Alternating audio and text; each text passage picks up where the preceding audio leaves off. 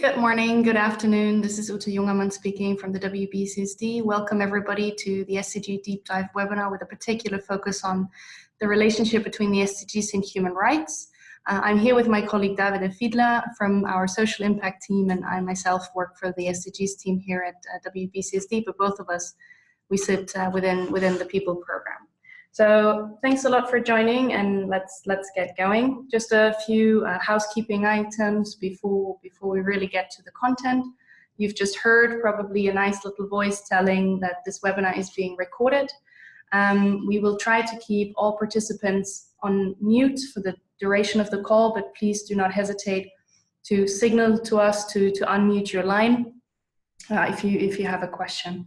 But just to avoid any background noise, we try to keep everybody on mute. We will make the slides available following the webinar, as well as a recording of the session. To ask any questions, please use the chat function to type in your questions, or let us know to unmute your line, and we'll do so if you have troubles unmuting yourself.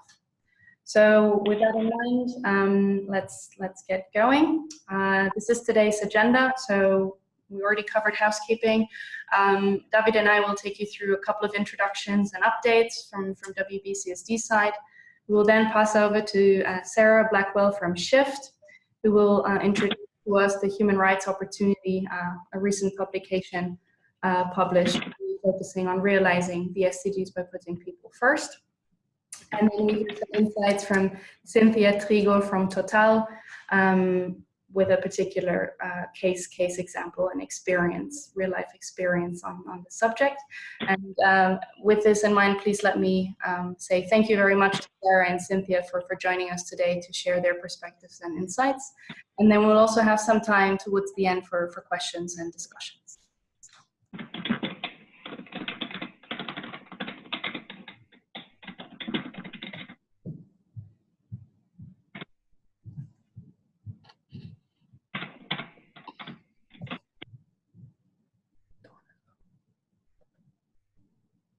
Okay, we did have some background noise, so we tried to put that on mute right now.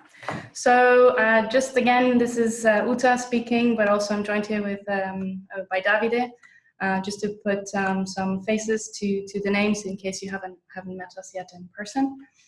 We both sit within the People program and within WBCSD, and today's speakers are Sarah Blackwell from Shift and Cynthia Trigo from Total. So we're very happy to have you both with us today.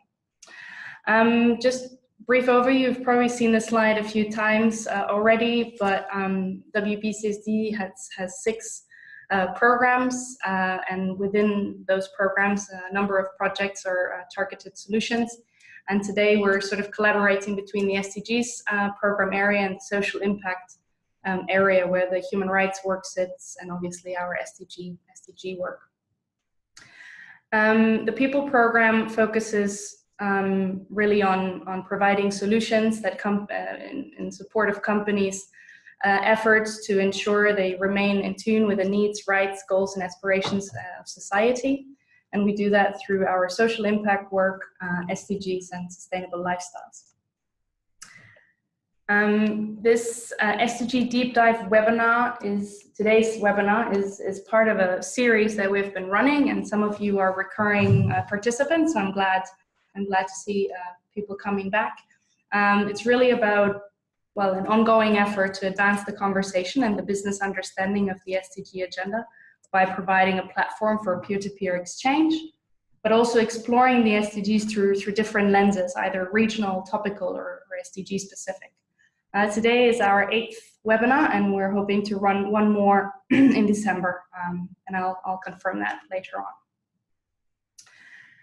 All of our information and all of the work that we do on the SDG space, you can really find on the SDG Business Hub, which is a website. It's open source, and everything in terms of trends, developments, business action, but also thought pieces, insight pieces, and so on are available there.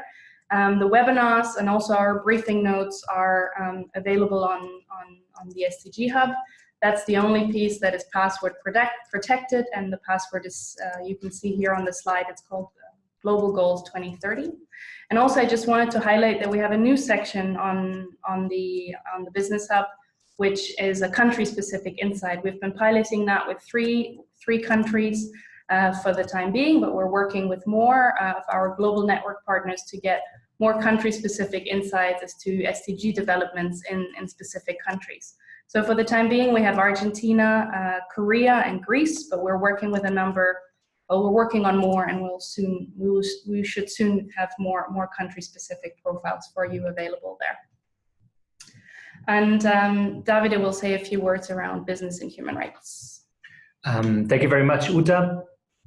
So the second area that is covering this webinar alongside the SDGs is the human rights work that we do. And really briefly, one of the main things that we try to do with the project as WBCSD is to inform our members and inspire them and advocate for business action in this space. And as this slide that you see is about the Business and Human Rights Gateway, which is the platform that we use to do most of it.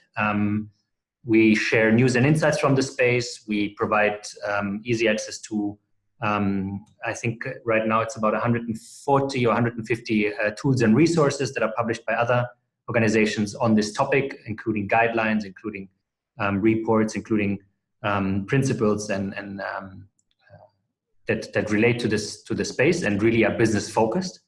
And then there's a few pieces of analysis that we do as well. And one of them you see on the top right is an analysis that we did of major developments in the space since the UN Guiding Principles were launched in 2011.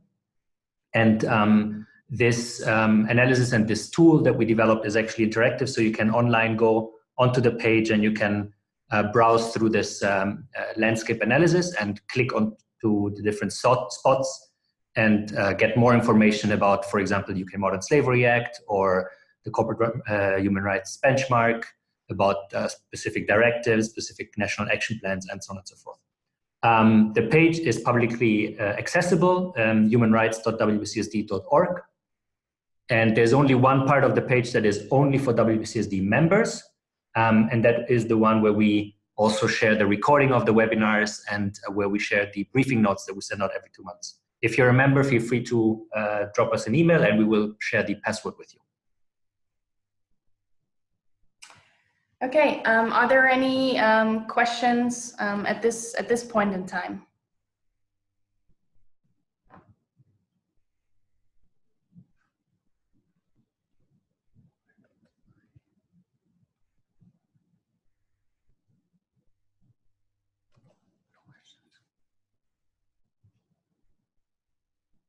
Okay, if there are no questions, then I'll pass over to Sarah Blackwell from Shift. Just give me 1 moment to pass on the remote control to Sarah. I just saw her and there we go. Okay, Sarah, if you again click on the middle of your screen and then you get moving, you should be able to move the slides.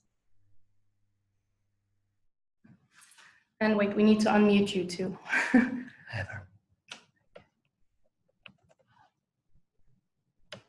Sarah, you should be good to go. Hi, can you hear me? Yes, we can. Thank you. Wonderful, great. So over to you. Okay, wonderful. Well, hello everyone, and as Uta said, good morning or good evening or good afternoon, depending on where you are. Thank you so much for joining today to discuss this topic of the intersection between human rights and the SDGs. This is a topic that we're calling between Shift and WBCSD, the human rights opportunity.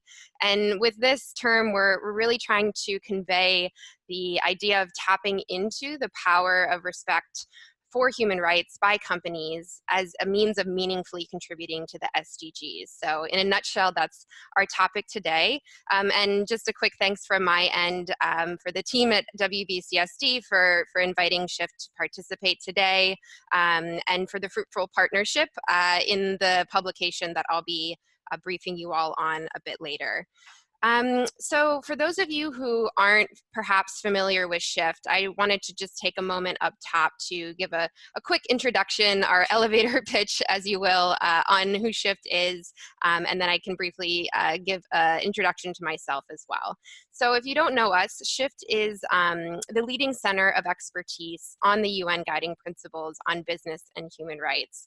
I'm sure most, if not all of you on the call are familiar with the UN Guiding Principles, but as Uta also mentioned, they were unanimously endorsed at the UN in 2011. And the team that supported the UN Special Representative, Professor John Ruggie, in developing those guiding principles is in fact the team that leads Shift and continues to support the rest of the team in working with companies, civil society organizations, investor groups, international institutions, really the whole spectrum of stakeholders in operationalizing the guiding principles in practice. And in particular, as I mentioned, we work with a group of companies that are serious about their human rights commitment on their day-to-day practice in this area.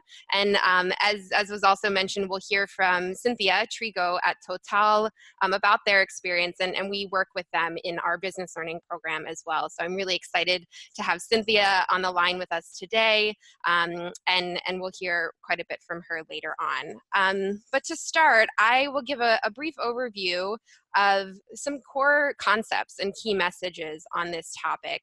And I'm hoping that you can walk away from the webinar with messages and tools and resources that you can use internally and externally in making this connection between your human rights work and the SDGs. So in this regard, we will, I'm trying to make sure I can, yes. So the topics we'll cover briefly include how human rights are embedded throughout the SDGs and what that means for business. So we'll go through this quickly because I'm sure many of you understand this connection quite a bit already. And then we'll get into, and I think this is important, an outline of what we see as a challenging approach to this intersection, what some might call even a flawed vision, but an understandable one in some ways, when it comes to the SDGs and how human rights has been integrated in SDG strategies and actions so far. Some of the challenges we see with emerging approaches.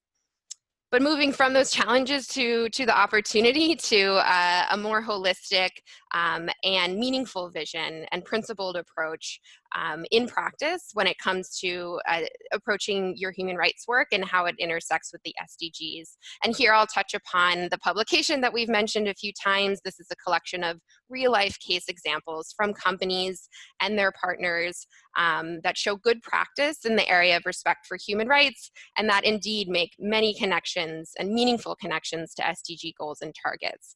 And included in that bunch is this case example from Total, and we'll hear in depth from Cynthia about that case in particular. So to briefly start, well, I'll quickly touch on this question of what relationship there is between the SDGs and human rights. As I said, of course, many of you will be already familiar with these connections as WBCSD members, but I'll just briefly start here to make sure that we're all on the same page. So this definition of sustainable development from the Brundtland Commission is probably not new to any of you. I'm sure many of you, in fact, maybe have this memorized by heart so far, but I just bring it up here to remind us of what we often overlook in our sustainability conversations. And this is that sustainable development is really indeed about both our planet, so it's natural resources and how we use and preserve them, but importantly, sustainable development is about people as well.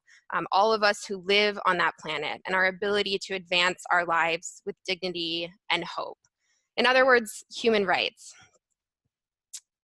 And so from here, just to really drive home the point, that the Sustainable Development Goals are at their core about human rights. Just bringing up examples here of it really being no surprise that human rights are interwoven into the fabric of the SDGs. In fact, the Danish Institute for Human Rights and others have explicitly outline the connections between human rights and various goals and targets, showing that there are over 90% of the targets are indeed connected to specific human rights. And I just bring up a few here as a visual, and just to show that some are quite obvious.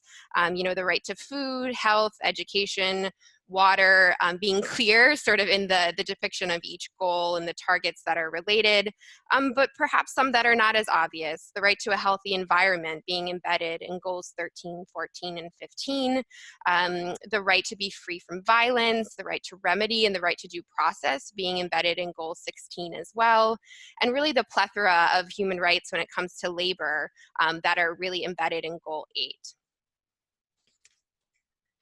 So what does this mean for business? Well, it means that when you're thinking about your contributions to the SDGs, you do have to be thinking about your human rights work as well.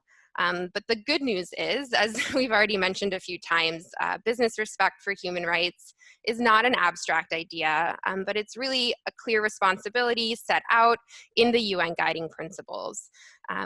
Many, as I said, or if not all of you are already familiar with these, but just to quickly outline the various pillars of the SDGs, the first being the state duty to protect human rights, the second, the corporate responsibility to respect, and the third being when harm does occur, that victims have access to effective remedy. And looking at the second pillar here, the guiding principles do give a blueprint for what this corporate responsibility to respect means in practice. This means conducting human rights due diligence, including stakeholder engagement on an ongoing basis to identify your human rights risks and impacts across your company's operations and value chain. Taking action to address those impacts, then tracking and communicating on your progress, and then playing an appropriate role in ensuring remedy is available to anyone who is nevertheless harmed. As you'll likely already know as well, these central requirements of the corporate responsibility to respect human rights are increasingly embedded in international standards, national regulations like the UK Modern Slavery Act and the Plan de Vigilance Law in France, investor expectations, industry codes and principles, and civil society benchmarks and demands. As many of us saw this past week with the updated corporate human rights benchmark coming out being one example, and Davide gave a good outline of various ways in which this responsibility is really, and the expectations embedded in the guiding principles is being further embedded and reaffirmed in various fora as well. So, what is the challenge here? If we understand these connections between human rights and the SDGs, we understand that human rights are interwoven throughout the goals and targets. What challenge is there in implementing a strategy and SDG actions that really meaningfully integrate human rights? Well, there really remains a real challenge in integrating these two agendas, and I'll outline some aspects of what we see as a bit of a flawed vision in approaching the SDGs when it comes to the people part. So hundreds, if not thousands, of companies have really made considerable progress in implementation of the guiding principles, including many of your companies. But I'm sure as many of you have noticed, companies are still seeing in some ways human rights as something separate from the role they play in contributing to the SDGs. So, we can all admit that it may be easier to view respect for human rights as simply a matter of compliance, right? Something to perhaps do first and then move on from, something necessary, but in a way uninspiring. Something that is just about risk management or doing no harm, and really nothing to do with positive change or opportunity. And in this vision, in thinking about how to offer leadership and make positive contributions to society, we're often looking elsewhere for inspiration. But at the same time, I think there's a lot of understanding that there are limitations in this understanding. There's a limitation having true and meaningful impact with this type of approach. And I think many do know that there is a better way in incorporating human rights into the SDGs. And here I just want to quickly touch upon the fact that, you know, this approach to human rights is quite different from how we're typically looking at the planet part of sustainable development. We often know, and companies often know, the power and value of tackling negative environmental impacts right across the value chain. And in fact, these efforts are understood as forming the backbone of every company's positive contribution to the environmental aspects of the SDGs, so the planet part. But for many, the people part of the SDGs is unfortunately approached sort of in the reverse direction here. Starting more with philanthropic activities that are positive in their own right, but in some ways do harken back to this sort of what's called the CSR era, or more philanthropic area, in understanding how companies can contribute to society. Investors have in many ways moved beyond this this type of approach as well. And in this flawed vision that often leads to both internal and external frustration, the power and value of tackling negative impacts on people across the value chain is not being adequately reflected or understood. What is the smarter vision? What does this look like? So, you know, our proposition at Shift is, you know, why not, and apologies for the little typo there on philanthropy. So why not sync up our approach when it comes to human rights? Let's recognize that business respect for human rights is really core for all companies to be looking at and working on. Let's recognize that this is really a more accurate and meaningful central component in contributing to the people part of the SDGs, no matter your company's size, sector, or location. And to us, this approach better reflects and taps into the power of corporate respect for human rights to really bring transformational, positive change to people's lives and make a major contribution to the people part of the SDGs. So here the proposition is to have respect for human rights be something that is integrated across everything that you do as a company. This smarter vision helps reduce negative impacts on people, but it also delivers large-scale positive outcomes. And just a few examples here, and we'll get into the case studies later that really illuminate this point. But you know, in thinking about when a company works with its suppliers to ensure that workers are paid a living wage, for instance, you know, this allows them and their families to meet their basic daily needs like clean water, healthy food, safe housing. And we know this isn't just about doing no harm, right? It's about supporting entire communities and societies in escaping conditions of poverty and facilitating greater social and economic opportunity for future generations as well. This is large-scale positive outcome. And as we'll hear from Cynthia on the Total example, when a company engages with communities around its operations, for instance, to hear their fears and concerns and works with them to find solutions, this isn't just doing no harm. This is empowering those communities to be partners in decisions that affect their lives and to claim that same treatment from their government, other organizations, other projects that are coming into their area, perhaps in the future as well. So there is scale here. At the same time, let's be honest, taking this more meaningful approach can be really challenging, but that also means that this approach requires real innovation. It requires leadership and collaboration. And this is exciting stuff. For us, this is what CEOs and others should feel confident and excited about sitting on platforms and talking about in terms of their human rights work and how they're connecting that work to the SDGs. And at the same time, this substantially reduces risk to the business and fosters business opportunity. So as I'm sure all of you know, the benefits for business of respecting human rights are more and more apparent. Some examples include improved recruitment and retention of staff, increased productivity and business continuity, a more secure and enhanced reputation, for instance, and the opportunity to become an investment, a business partner, and a brand of choice.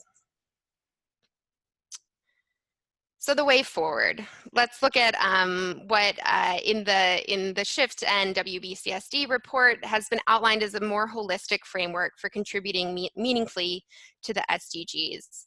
And I'll just pause here to kind of note the practical challenges of this smarter vision that I'm outlining here, and why our holistic strategy is really intending to give you some tools to address those challenges. But in terms of implementation of this smarter vision, what are some challenges here? So if everything is a priority, then really, as many of you I'm sure know, then nothing is a priority. There are 169 SDG targets. I've seen in my own work looking at corporate reporting many efforts to connect what the business is doing to every single one of the SDGs, and I think a common reaction to that is a bit of questioning of, okay, if they're addressing every single target, how are they really digging in and meaningfully contributing anywhere? Another challenge we see is cherry picking based on what suits. Maybe what's easiest to finance or give some charitable contributions to, and not necessarily in terms of what contributes most.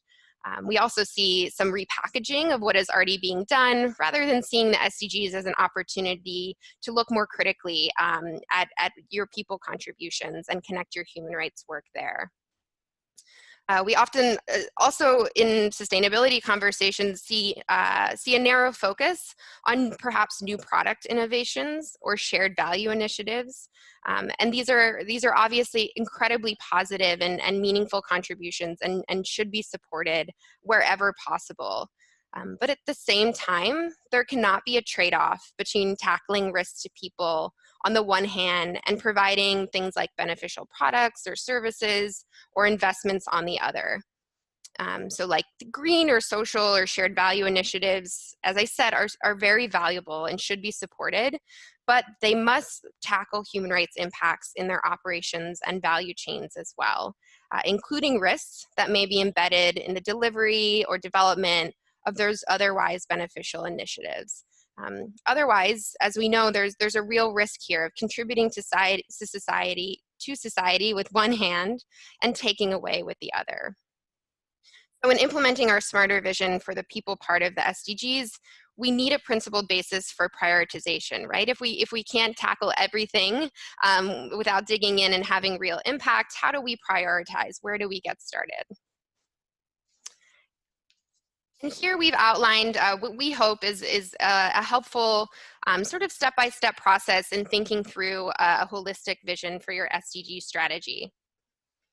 So here, we're suggesting that first companies should work out where your salient, so this means your most severe risks to people and planet are within your operations and value chain, and then map those priorities to the most relevant SDG goals and targets. And then from here, you can tackle those risks in ways that maximize positive outcomes and therefore support the global goals.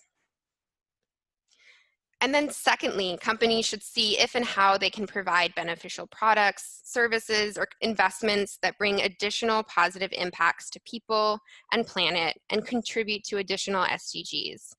But critically here is, as I just mentioned, the important thing is to make sure that in developing and delivering those products and services and new innovations, that respect for people and planet is something that's considered along the way.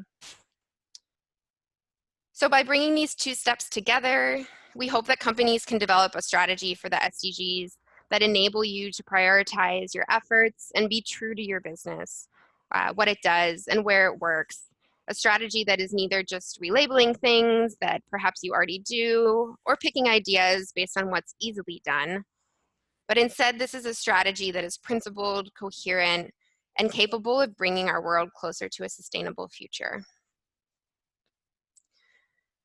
Okay, so here maybe you're thinking, great, I agree with this approach, this holistic strategy makes sense, it's meaningful, it's credible, but what does this look like in practice? Well, good news, it shifts. We've thought about this as well, and this is really the inspiration for the work that we did with support from WBCSD in asking this question and looking at the transformative power of respect for human rights in practice. And the result of us asking this question is a culmination, a compendium, if you will, of 15 different case studies that we published in July of this year alongside WBCSD at the UN High-Level Political Forum. And this publication titled The Human Rights Opportunity can be found on this link that I'm showing here on the slide. And I really encourage you to go there and you can explore in depth, just clicking on each of the case studies directly. Maybe you want to dig in deep on one of the issues presented, one of the companies that are involved, or maybe you want to explore some of this overall messaging that I've presented today, which is also available on that website.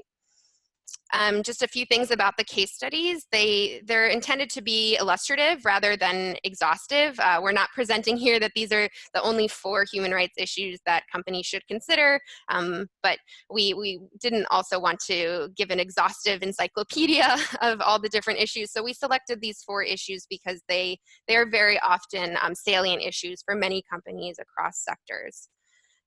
So we looked at living wages, forced labor, gender equality, and land rights. And we aimed to highlight initiatives that perhaps were led by an individual company, but also initiatives like here, you can see the ACT initiative, Malawi Tea, Seafood Task Force, and the ISRA Institute's program, the Fair Food Program, Better Strawberries Group, that are collective initiatives. So companies coming together within their industry with peer companies to work together to tackle these complicated issues in the value chain.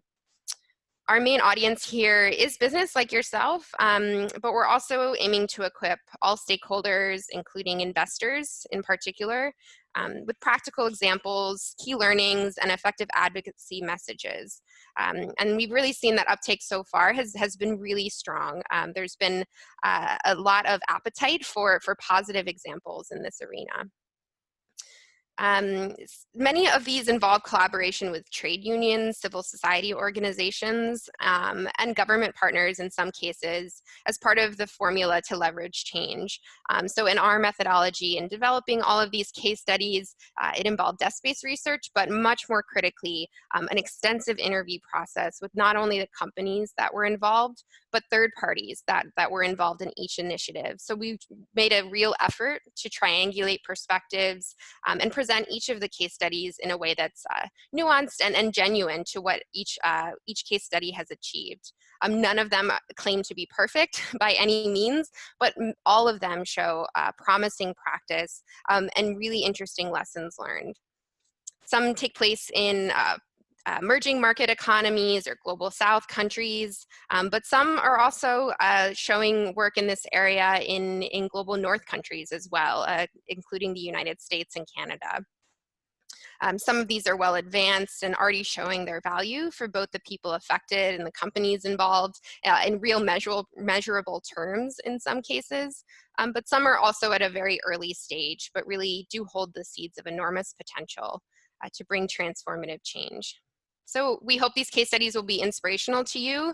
And I'll just pull out here quickly 2 cases to share a few highlights. And then we'll hear from Cynthia on her case study.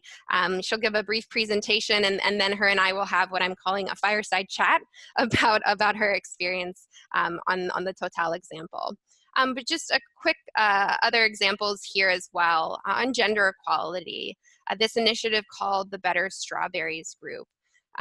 So the Better Strawberries Group is looking at the context of Morocco in particular. Morocco is one of the largest exporters of strawberries in the world, and the UK in particular is one of the largest importers of Moroccan strawberries. Field workers in the Moroccan strawberry industry are overwhelmingly women, and the industry has been characterized by, unfortunately, unsafe working and transport conditions, wage and hour violations, sexual harassment and verbal abuse, and a lack of access to social services.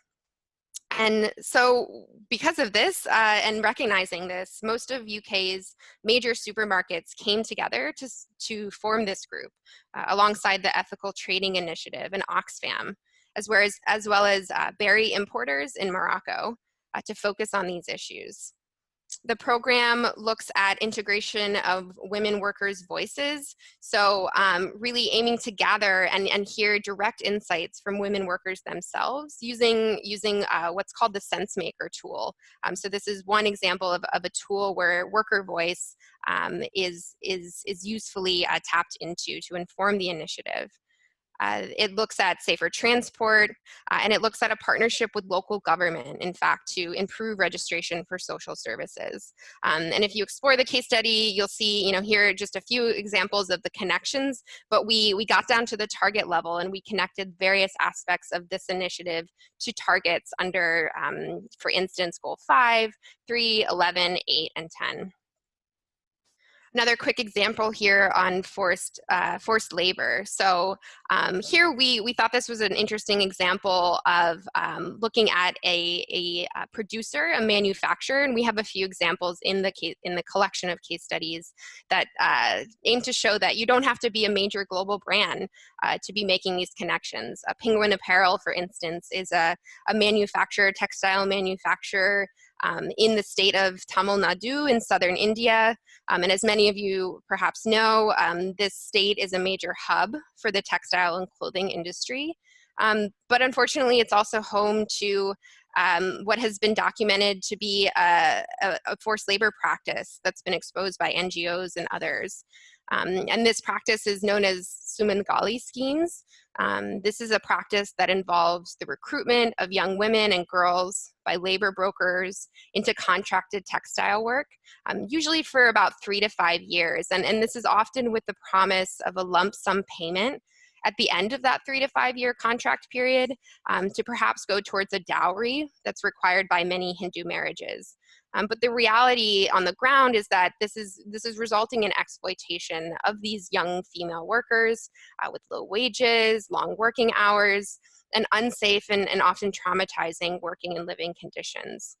And recognizing this challenge and this risk in their area, Penguin Apparel came together with NGO partners to look at this issue and to put in place meaningful action that aims to address this risk.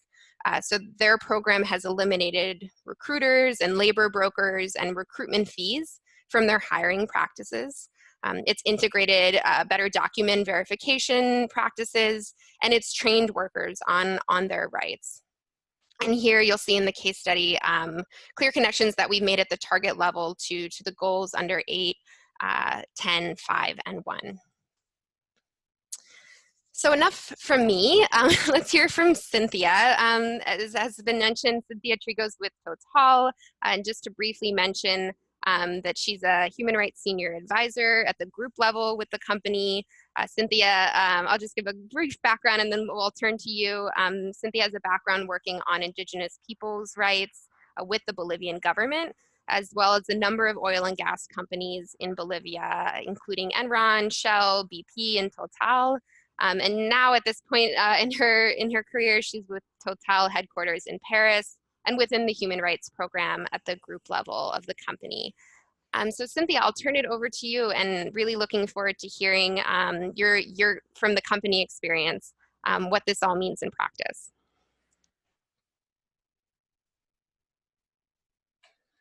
Thank you. Can you hear me? Yes. Okay. Thank you, Sarah, for inviting me to do this presentation. As a brief introduction, I would like to give some elements of the context of the working experience we have in Bolivia. And if we can pass to the next slide. Yes. The Cerro Block is located in the eastern part of Bolivia, where Total was planning to carry out exploratory activities on the north part. From the environmental and social perspective, the project area is highly sensitive and complex due to the overlapping with the protected area, 6 indigenous territories, and more than 60 communities, culturally very diverse, going from Guarani indigenous people to peasants and migrants from the highlands.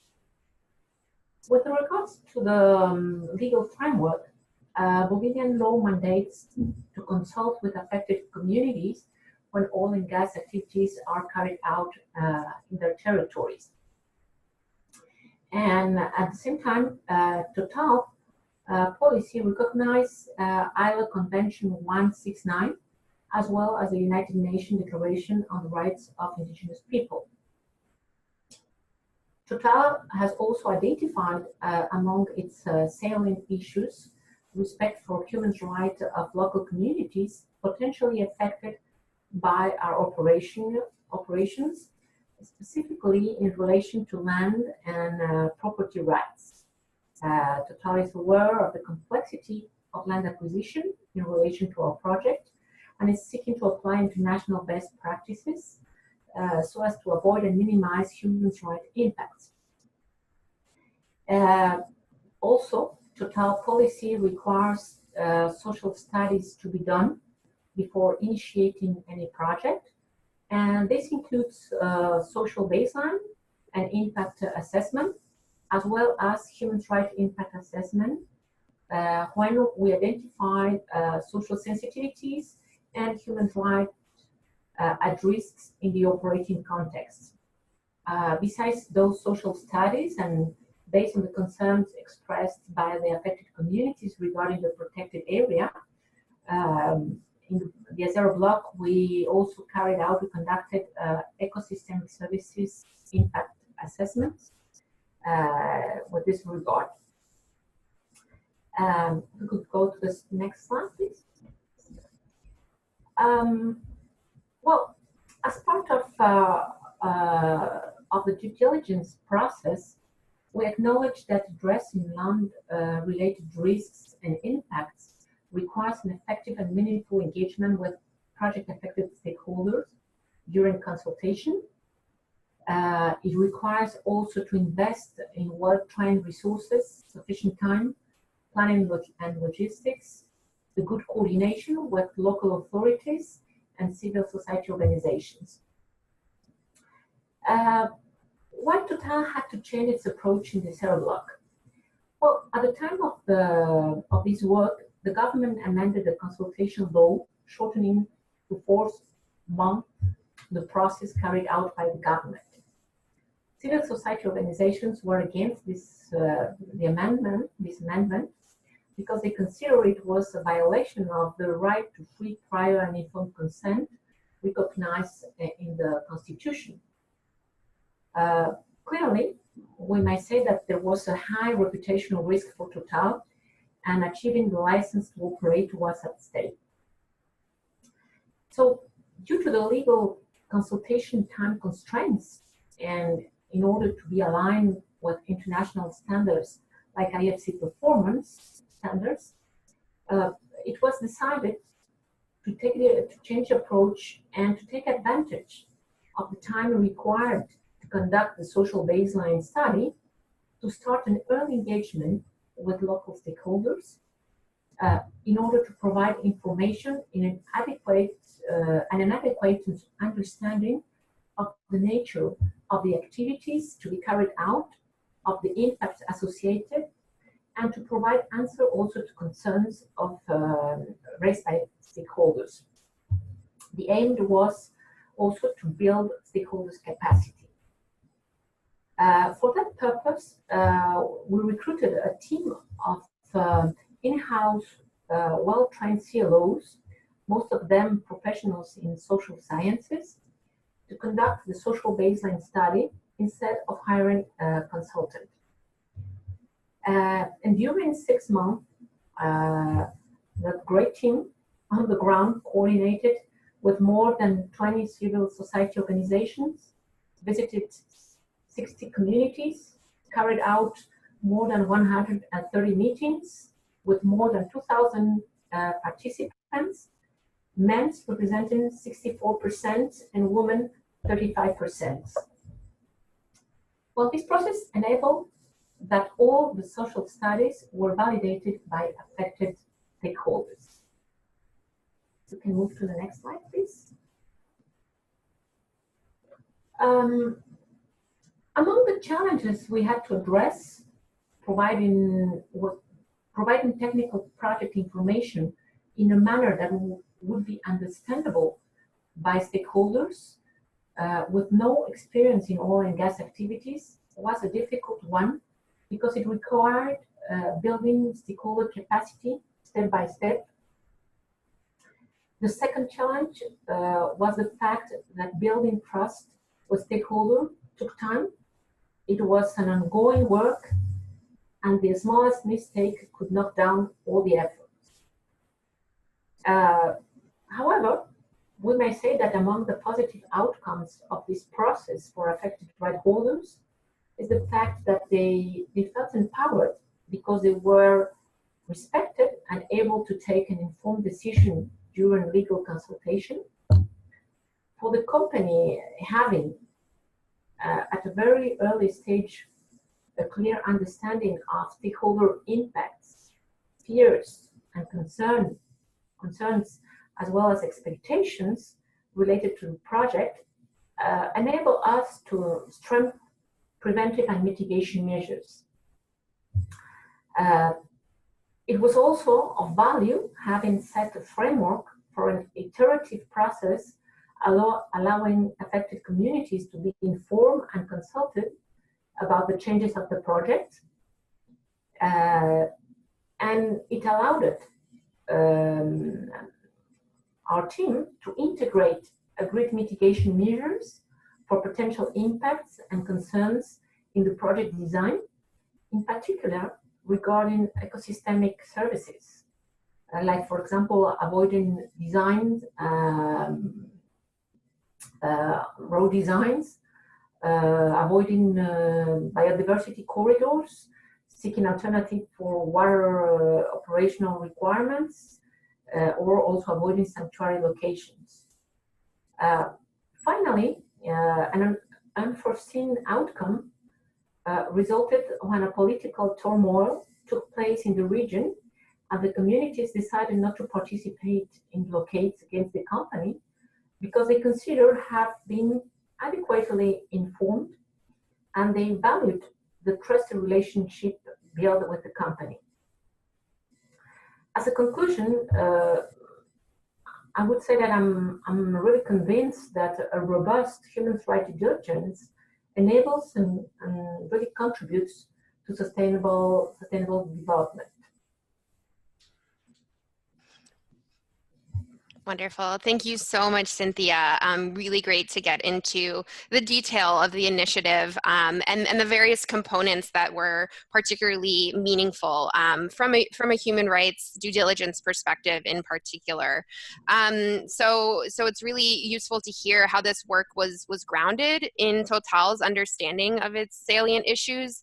Total's salient issues do include access to land and the right to health and adequate standard of living. So this work being grounded in that prioritization process and various aspects of human rights due diligence and the expectations of the guiding principles like stakeholder engagement. So my question to you, and this is a little bit of a fireside chat I'm hoping to have with Cynthia, and then we'll open it up to broader questions from the group.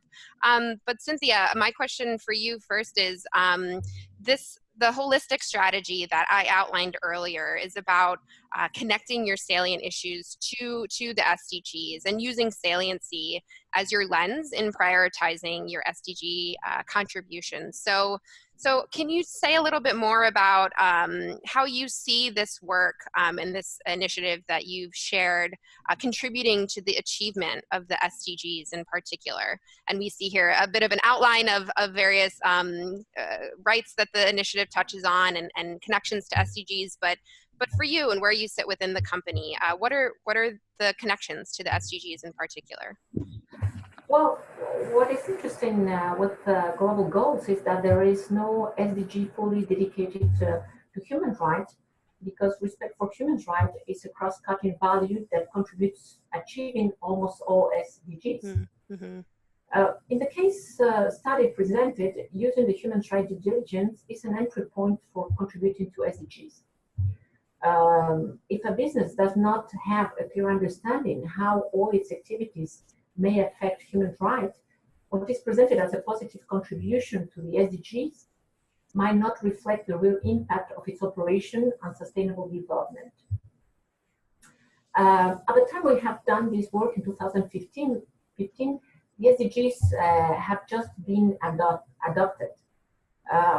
with a retrospective look, I would say that meaningful stakeholder engagement that empowers affected communities contributes to the achievement of SDG 10, for example, because people is included in the decision, they affect them, and they have a voice.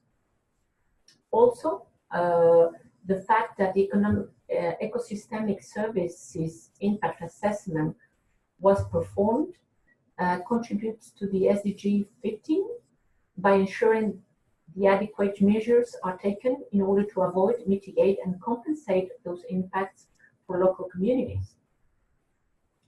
Another contribution could be also for SDG 1, related to, and this is related to land rights, because you could promote securing smallholders' land rights by a partnership with national and local competent authorities. In our case, in Acero, this was not envisaged since land rights were already secured.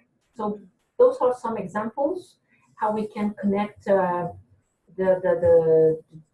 human rights due diligence and stakeholder engagement with SDGs. Great, great. So the connections are clear, and it's really useful to hear with this exact example those connections and how they're being made, and how companies can confidently and really meaningfully connect their human rights work to the SDGs. But my next question for you is sort of just on a practical level, from a practical perspective. What value and challenges do you think come from taking this type of holistic approach from where you sit, doing human rights work within a major company? How does this holistic approach help you do that work, or what are some of the challenges as well? Well, for businesses, I believe the most powerful contribution to sustainable development is to embed respect for human rights in their activities and across their value chain. Total considers the SDGs to be an opportunity to better measure and value its contribution to society as a whole. Understanding our contribution to SDGs can be a challenging task, and connecting how we address our 70 issues to SDGs is a work in progress. However, it seems to me that a tangible result in taking a holistic approach on human rights and SDGs initiatives will be observed in the supply chain human rights due diligence. At Total, we have recently put in place the pre-qualification of suppliers based in particular on respect of human rights at work, health and safety protection, security, and the protection of the environment. And according to the assessment score, it will enable Total to work with suppliers in implementing an action plan which contributes to promote and improve working conditions, and therefore to the achievement of SDG 8. So I'm really a believer that the holistic approach will be really fruitful, but we still have to build inside the company. And as I mentioned, this is a work in progress. Yeah, exactly, Cynthia, and I think that's an important point, is that this is a journey, and many companies are on that journey, and there is a ways to go. Particular, Oxfam has put out research sort of digging into current company reporting on the SDGs, and not yet showing a lot of connections to human rights. So there is a ways to go, but really a lot of opportunity in this approach as well. And I'll just briefly supplement Cynthia's insights there with insights from Shift, because we work with companies every day on their human rights work. And I think in particular, this area shows an embedding challenge that a lot of companies are experiencing in terms of internally, just cross-functional conversations happening around this work. In particular, the human rights team and the SDG team are often just not speaking to one another. So, you know, wherever you are within a company, this is an opportunity to start having those conversations. And in fact, those conversations further along your embedding of your human rights work, which is necessary and an expectation under the guiding principles. So we encourage you to use this messaging that we've shared today, these tools and resources and these case studies to hopefully help drive those conversations, as this is key in your broader human rights due diligence work.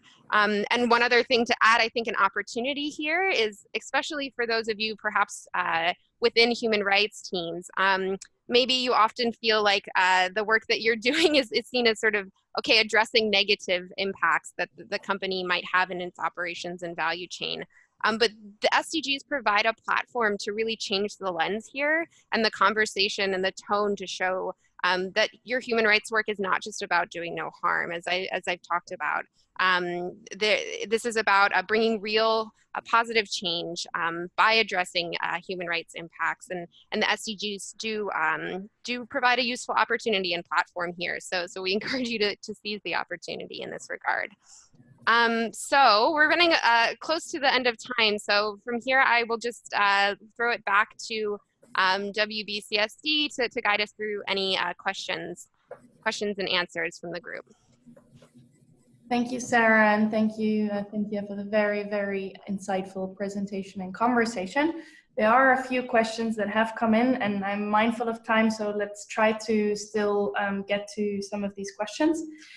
One of them came in from Soraida Chong. I hope I'm pronouncing that right. Apologies if I don't. But could either Cynthia or you, Sarah, speak to whether you consider that the SDGs is a proactive approach to human rights? Is that a conclusion you can draw?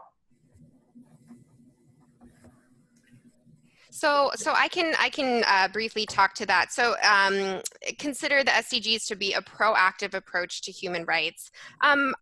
I would say yes, if the holistic strategy is really the central component of your approach to the SDGs.